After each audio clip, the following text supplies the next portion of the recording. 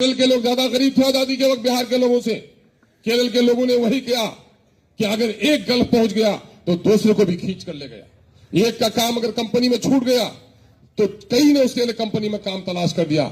लेकिन सुरजापुरियों में, सीमांचलियों में और बिहारी में एक फितरत है कि दूसरे का काम अगर छूट गया तो हमारी हास्यदाना तबीयत कहती है बड़ा करता था अच्छा हुआ।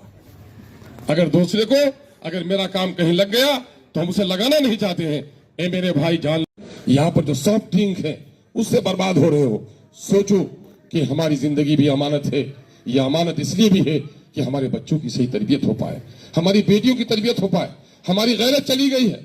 जब बेटियों के फरार होने की बात सुनते हो शर्म आती है तुम्हें? गैरत आती है?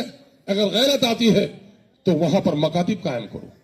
यहां पर जो लोग अहले खैर हो अपनी अपनी बस्ती को गोद में लो, जो लोग रहते हो और तय कर लो कि मैं एक चाय नहीं पीऊंगा। अपनी इतनी छोटी छोटी कमेटियां बनाओ। ये मैं कोई तस्वुराती बात नहीं कहता। केरल के लोग ज्यादा गरीब थे आजादी के वक्त बिहार के लोगों से।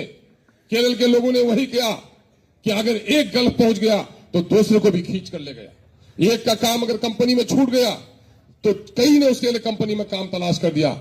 लेकिन सुरजापुरियों में, सीमांचलियों में और बिहारी में एक फितरत है कि दूसरे का काम अगर छूट गया तो हमारी हास्यदाना तबीयत कहती है बड़ा करता था अच्छा हुआ। अगर दूसरे को अगर मेरा काम कहीं लग गया तो हम उसे लगाना नहीं चाहते हैं।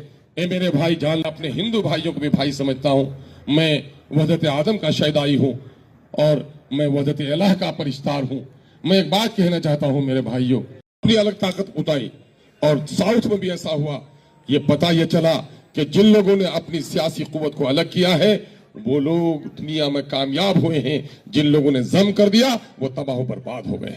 मैं एक मिसाल दे दूं सिर्फ। मैं 10 बजे के बाद गुफ्तगू करना जरा गैर मुनासिब समझता हूं, क्योंकि यहाँ पर हमारे इलाके से आधे घंटा 40 मिनट बाद को सूरज गुरूब होता है, इसलिए मैं बात कर रहा हूं सिर्फ। देखो, मैंने इश्तिराक और इंजिमाम की एक तमसील दी। एक अदीब और फनकार यहाँ पर मौजूद हैं, भाई जनाब माजिद देवबंदी साहब। मैंने गांव के लोगों को समझाया कि देखो इश्तिराक और इंजिमाम क्या है। मैंने कहा कि गेहूं पैदा हुआ 85% और चना 15%। गेहूं ने चने से कहा कि अरे दस्तरखान की जीनत तुम्हें भी बनने हैं, मुझे भी बनने हैं, आओ दोनों मिलकर पिस जाते हैं। सादगी में चने ने उनकी बात सुन ली।